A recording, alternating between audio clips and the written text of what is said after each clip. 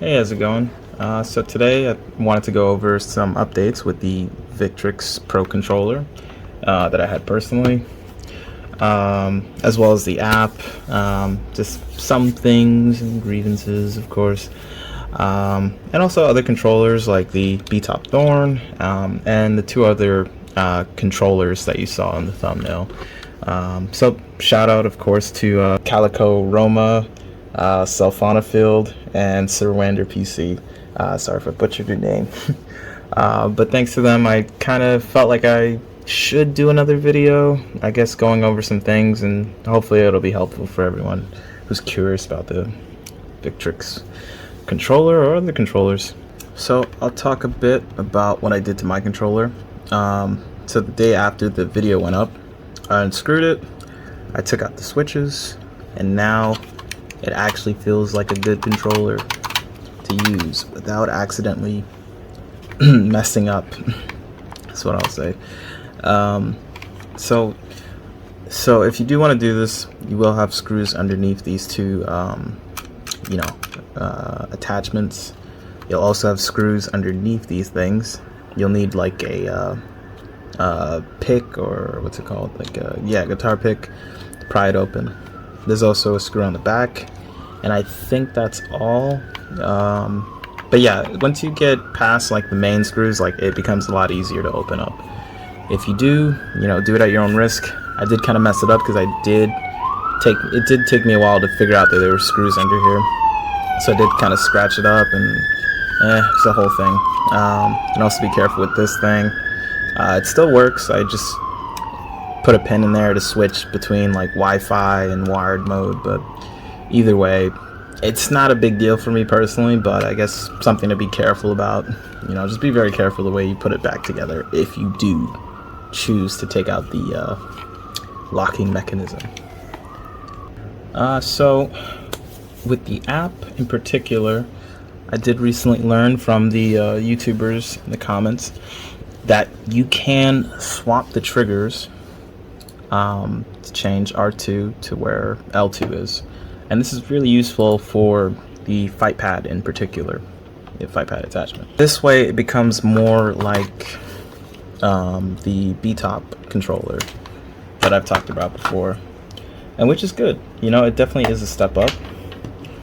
It's something. It's not a complete thing because, of course, you can't change what the triggers do. So you'll have R2 over here, but say you wanted to make it so that it's a thumbstick press. You can change the left shoulder to be a thumbstick press, but you can't do that with the left one, and with the triggers. So yeah, that's kind of very disappointing, but at least with the trigger swap, at least it gives you the ability to set up the controller like this, R1, R2, and then having the left shoulder over here. So at least that way you kind of just have everything very sorry about the shake. You have everything just like this. On the B-top, there's switches, just back and forth on this one, and this will change the right side to the left side. Have all the action buttons on one side of your hand, and just worry about direction with your thumb, with your left thumb. So yeah, it definitely is an improvement. I think it was there the first since the first video I made. I just honestly didn't know it was there. I just kind of mentally did not see it, and I honestly felt like an idiot for not seeing it or really exploring it, because I literally just felt like everything should just be here. All your button switching options should just be right here, but still you can't put the triggers here. You can't change the triggers into something else, but you can change the D-pad or the triangle button into left trigger or right trigger. So yeah, it's something. So with this layout, it is viable. You can use this for your Street Fighter 6 if you want to. So you can change profiles on here, but the problem with the app in particular is that if you change profiles, they don't change the buttons, you know, so you're stuck with pretty much this button layout. You're also stuck with the trigger switching with whatever profile you switch into. It's just stuck like that. The only thing that does change is the back paddles. You see, like, they're changing as the colors go. I do have 2 of them set to off, to like no back paddles, and one of them, which is the blue, which I have set to the right thumbstick. So yeah, just be aware of that. So you literally, it sucks. Like, you literally, no matter what profile you choose, you are stuck with this layout. So I guess make it count. It's a software thing, and the app needs improvements, and you know, it's the only thing really. If you buy this controller and the app is kind of just sticking you to the same things, even though you're changing the profiles, it really just kind of seems stupid. And you know, you spent a lot of money, but you know, this is what happens, you know. So yeah, still waiting on that update that'll fix most of the problems with this app. So I got Street Fighter 6 running, and so with the changes we've done, the way I have my controller set up, I have you know, the classic light punch, light, medium, heavy, you know, all the mumbo jumbo kicks and punches. So for the right side buttons, I got R1 set to parry, and the trigger set to drive impact. I tested this before, like last week or so, when I first realized that I could change the triggers, swap the triggers rather, and just tried to train more. Like, Lily is my character, so I tried to do like combos and combo trials with this controller, and honestly the problem I've had the most is that when I'm like comfortable and I'm like focused, I find myself just focusing, having my thumb focus up here, you know, and it's like, why is the combo not working? Like, what is going on? And then I realize that I'm not actually reaching down here for these buttons. Like, my thumb naturally wants to rest this way, but down here it's like you actually have to think about it sometimes. You can get used to it. I'm very sure you can get used to it. And you can also play claw, you know. Some people are used to like cabinet style, claw style. You know, me personally, I am not. I tried that. That's why I bought like this like hitbox, keybox, hitbox, whatever. I wanted to actually try what it's like to, you know, play on a hitbox. But yeah, just because I don't like claw on controllers, but I at least thought like maybe I can get like a little cheap hitbox for $100 and see what that's like. But in any case, I had to actually think about like putting my thumb over here and pressing over here for the light buttons, and it's like that just felt way too unnatural, and it just, after a while, it was just like, it just kind of takes you out of the experience. So in comparison with the Betop Beitong, so many different names, but with this, like, my hand naturally rests like this. I think I explained this in the first video too. You know, it just, that's the way it wants to go. You know, I just have so much range. I got enough range, and you know, I don't even have to think about it. I just naturally know where my thumb wants to go and press the right buttons. So with all that in mind, about the thumb placement, I actually switched back to the classic style, or classic controller style, because honestly, when I play Street Fighter 6, this does not work for me. Like I said before, I don't play claw. I only play with my thumb, and just not being able to actively, or rather comfortably, have my thumb reach all the buttons in a natural way is just a problem. It's just not the way, you know, it's not really going to help me unless I actually get used to it. But I got better options. I got controls that are more comfortable, that are not as techy, but you know, they honestly get the job done. I did go back and change and reset everything, but I think it's a good idea to have the, if you do play like this, I think it's a good idea to have the back paddles set to, you know, whatever you want, of course. So with Street Fighter 6 in mind, this the Victrix controller actually has the Betop Beat, and the fact that it just has more buttons and the software to, you know, change buttons. So like I showed you before, I have the back paddles set to right thumbstick, and I have the right thumbstick set to do simultaneous input assistance, so which will change, you know, I just hold down one button and then I hold down like X, and then I'll do an EX move, and it's like really useful. 360. I use this a lot for the open beta that happened like a month ago at this point. So yeah, you definitely can, if you do have this controller, you know, you can definitely use this for Street Fighter and just, you know, just have easy tools and just stuff that'll really help you out with this layout. Of course, I can't really speak too much about the Fightpad in a positive way, but this layout in particular is really good. Triggers fast, you know, back paddles very good, D-pad good. You have 3 options, so you choose the one you like, you know, and it's just like I do actually like it without the, when you remove these things, it's a great controller, I will say. It just needs help on the software side at this point right now for me. The Fightpad is a loss in my opinion, but at least as a normal controller it is good.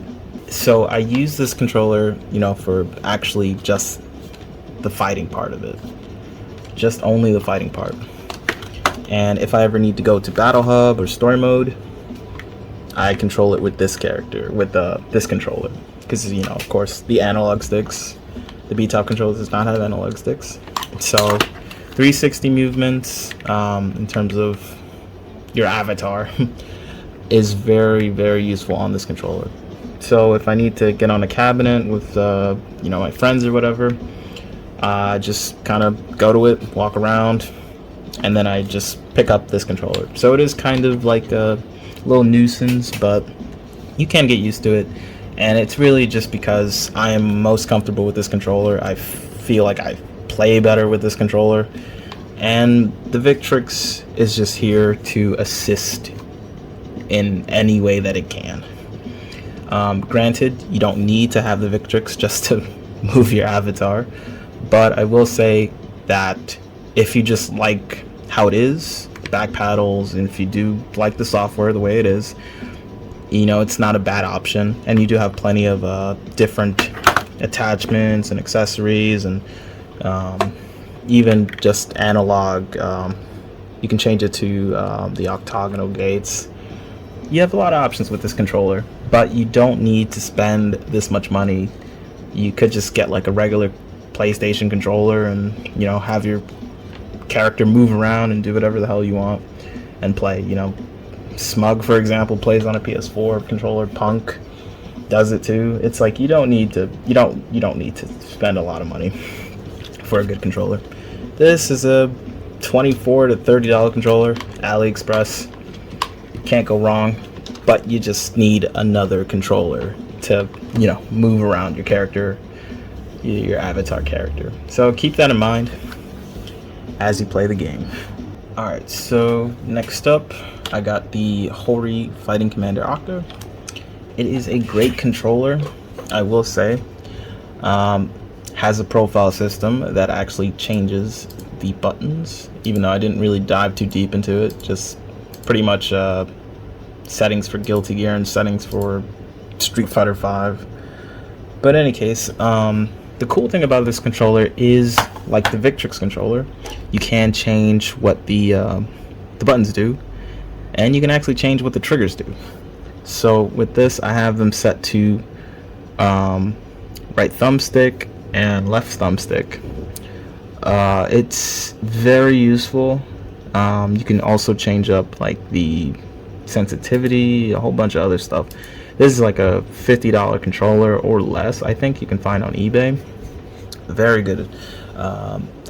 But you know, it does have its downsides.